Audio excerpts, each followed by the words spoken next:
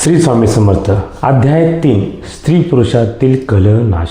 मित्रांनो, कधी कधी घरामध्ये काहीच मोठं कारण नसतं, तर पती पत्नीमध्ये वाद वाढत जातात, गैरसमज खोल जातात आणि नातं हळूहळू तुटू लागतं. पण असं का घडतं आणि त्या तुटलेल्या नात्याचा परत जोडणारी देवी शक्ती कोणती आहे, आज आपण जाणून घेणार आहोत. गुरुचरित्र अध्याय 3. स्त्री पुरुषातील कलह नाश. ही कथा ऐकून तुमचं मन नक्की हलकं होईल आणि उत्तरही मिळेल. अध्याय 3 आपल्याला एक अतिशय सुंदर सत्य सांगतो. जिथे गुरुचं नाव असतं तिथे नात्यातील कुटता, राग आणि गैरसमज विथून जातात.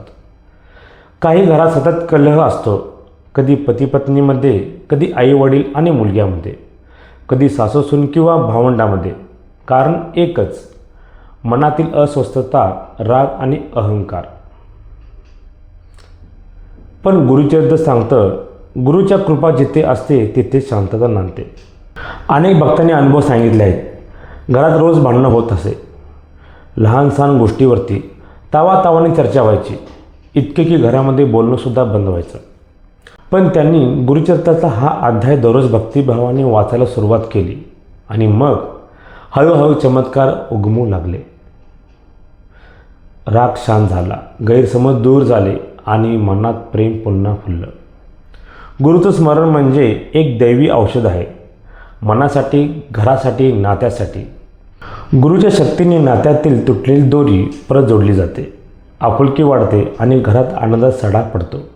अध्याय 3 हे शिकवतं, गुरुचरणाशी जोडलेलं मन कधीही कलहात राहत नाही. शांती आणि प्रेम आपोआप घरात येतं. मित्रांनो, हा 3रा अध्याय आपल्याला शिकवतो, गुरुचं नाव घेतलं की घरातील ताण, वादविवाद, गैरसमज सगळं शांत होतं.